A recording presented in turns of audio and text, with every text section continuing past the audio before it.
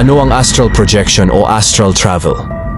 Ang astral projection, na tinatawag ding astral travel, out-of-body experience, OBE, o soul travel, ay isang karanasan kung saan iniulat ng isang tao na ang kanilang paniniwalang nahiwalay sa kanilang pisikal na katawan.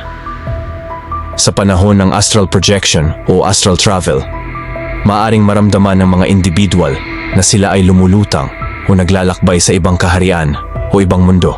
Mga karanasan at interpretasyon. Ang mga karanasan sa astral projection ay nag-iiba-iba, ngunit may mga karaniwang tema. Maaaring maranasan ang pakiramdam ng pagkalutang, kalayaan at pagmamasid sa kanilang pisikal na katawan mula sa itaas. Ang mga kapaligiran na napupuntahan ay maaaring pamilyar o ganap na bago. Ang ilan ay naglalarawan nito bilang isang uri ng panaginip, habang ang iba naman ay naniniwala na ito ay isang tunay na paglalakbay sa ibang dimensyon.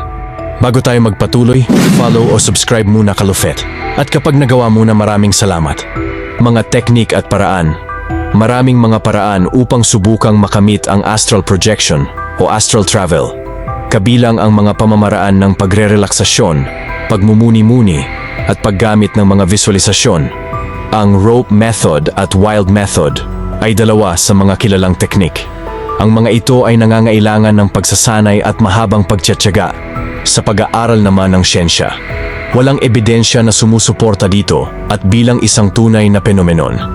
Ang mga karanasan ay maaaring ipaliwanag ng mga neurological na proseso o mga ilusyon.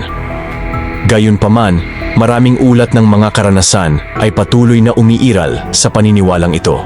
Ang astral projection o astral travel ay isang komplikado at kontrobersyal na paksa. Ngunit ang mga karanasan ay nagpapatuloy na magbigay ng interes at pag-usisa sa mga tao patungkol dito. Kalufet, pa-like at share para madami pa tayong pag-uusapan.